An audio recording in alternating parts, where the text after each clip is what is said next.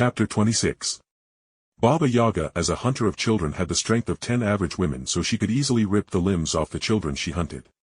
But in the hands of a true hunter, a true monster. Her resistance was worthless, with my hair lengthening to bind her before my knife hand was shoved through her neck and out the back, and with a final grunt, I popped her head off like the metal cap being shot off a glass soda can. With Baba Yaga's house now fully risen and pissed off at the loss of their master, I hummed and thought before I jumped off the porch and down the dozen or so meters to the ground as Baba Yaga's house attempted to stomp me to death with its muscular bird-like feet.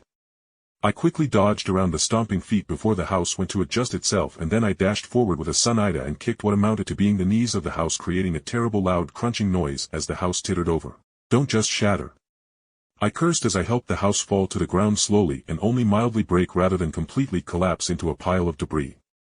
As to why I wanted to save the house was because, for one, the Baba Yaga was old and a well-respected member of the Fey lands, and thus would have items I could trade with and use around the Fey markets. Amongst all the stuff around here, I'd rather just burn all this shit. I cursed, seeing the filthy interior filled with the remains of Baba Yaga's captures over the centuries. But finally, I managed to find a bag full of coins made of different materials and sizes that I believed I could use.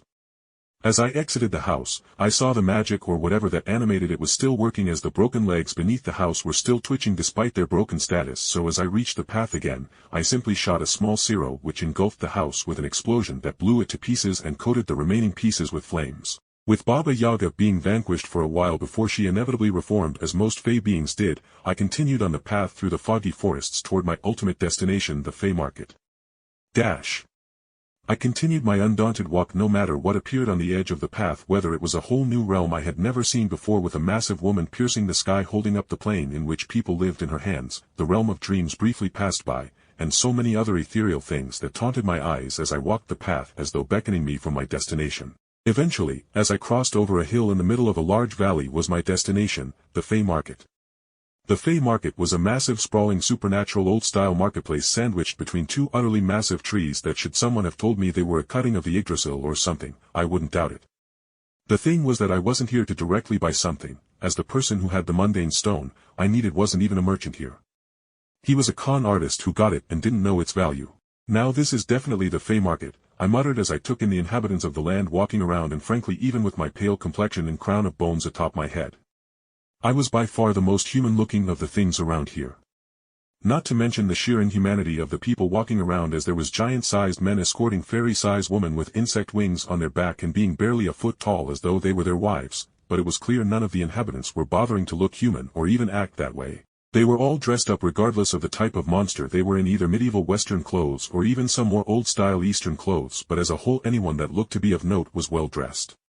But the ones who weren't of note were drastically in worse condition, as they wore little but rags to show their inferiority to the more powerful Fey around them. Not to mention the casual nudity and sexual acts I saw in the shadows of market, in the alleyways and such, but frankly I wasn't interested in touching some kind of witch if I was lucky. And if I was not and they were wearing some kind of glamour, I may fall into some sexual monster's trap, as succubi and other things were very much a real threat here, with hell and all monster species being real. I made sure to not to be pining my pesquisa around, as I saw plenty of examples of casual magic, and I knew that doing that little ability would be the equivalent of throwing a boulder in the lightly bubbling magic around here. In other words, it would cause a huge ruckus and would drive my prey off, so I played the part of dumbfounded tourist while keeping in mind the rules that bound the Fey. Finally, once I did find some interesting non-macabre stuff taken from some hapless human, I managed to find a table of enchanted amulets of all things. Looking to see who was running it, I saw the owner looked to be some kind of dwarf maybe, and they were currently asleep. "Hello?" I asked, trying to get his attention to see if I could get some info from him about whether he had or could make something for me. But as I paid attention to the dwarf's body, I could only deadpan see the large tankard being hugged jealously in the sleeping dwarf's arms, so I gave up and moved on, as I had absolutely no plans of just stealing the amulets, as I had no idea if they were cursed or something. A loud snapping noise rang out, followed by a shrill scream as I pulled out the goblin-looking male being who was about to mess with the back pockets of my jeans, and I hummed as the market noise died down as the occupants looked unexpectedly, looking at the outsider dealing with the situation. "You were going to put that bracelet in your hands into my back pocket, weren't you?" I asked softly as I let go of the goblin's arms, who fell back to the ground. "No, sirs. You assaulted me with no due cause. I demand reparations." The man screamed as he cradled his broken wrist as I huffed and looked around. I, Jake, of Earth, request Lord Glory the Warden of the Fey Marketplace to give arbitration. I spoke with my spiritual energy flaring out, and then a heavier weight dropped up as the man who could keep even gods honest in his domain appeared behind us both with the goblin-like being whimpering in pants-shitting terror. Lord Glory. I seek no compensation, there is no need for your presence, great lord. The wretch all but cried as he threw himself onto the ground searching for mercy.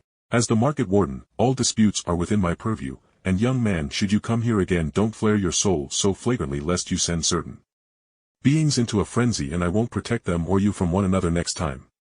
Glory warned me, and I took in the man.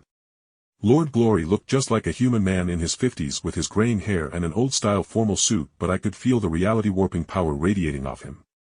I will do so next time, Lord Glory, I said respectfully, but I didn't thank him as that would make me owe him a favor for merely doing his job.